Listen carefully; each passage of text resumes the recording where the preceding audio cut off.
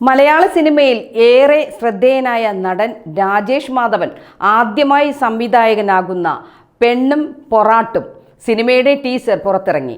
ഒരു നായ പ്രധാന വേഷത്തിലെത്തുന്ന ഈ ചിത്രത്തിൽ നായകനായ സുട്ടു എന്ന നായയ്ക്ക് ശബ്ദം നൽകിയിരിക്കുന്നത് താരം ടൊവിനോ തോമസ് ആണെന്നതാണ് ടീസറിലെ ഏറ്റവും വലിയ ആകർഷണം. നിൽക്കാൻ പറ്റാത്തിടത്ത് നിന്നും ഓടിപ്പോകാനല്ലേ ഈ ലോകം ഇത്രയും വലുതായിരിക്കണേ എന്ന നായയായ കഥാപാത്രത്തിൻ്റെ ഡയലോഗിലൂടെയാണ് ടീസർ ശ്രദ്ധേയമാകുന്നത്. പുതുമയുള്ള ഒരു കൂട്ടം അഭിനേതാക്കളാണ് ചിത്രത്തിൽ അണിനിരക്കുന്നത്. ടീസറിലെ പ്രകടനങ്ങൾ നവാഗതരുടേതാണെന്ന് തോന്നാത്ത വിധം സ്വാഭാവികമാണെന്നത് ഏറെ ശ്രദ്ധേയമാണ്. മഹേഷിന്റെ പ്രതികാരം, ആൻഡ്രോയിഡ് കുഞ്ഞപ്പൻ തുടങ്ങിയ ഹിറ്റുകൾ സമ്മാനിച്ച സന്തോഷ് ടി കുരുവിളയുടെ STK ഫ്രെയിംസും ബിനു ജോർജ് അലക്സാണ്ടർ പ്രൊഡക്ഷൻസും ചേർന്നാണ് ചിത്രം നിർമ്മിച്ചിരിക്കുന്നത്.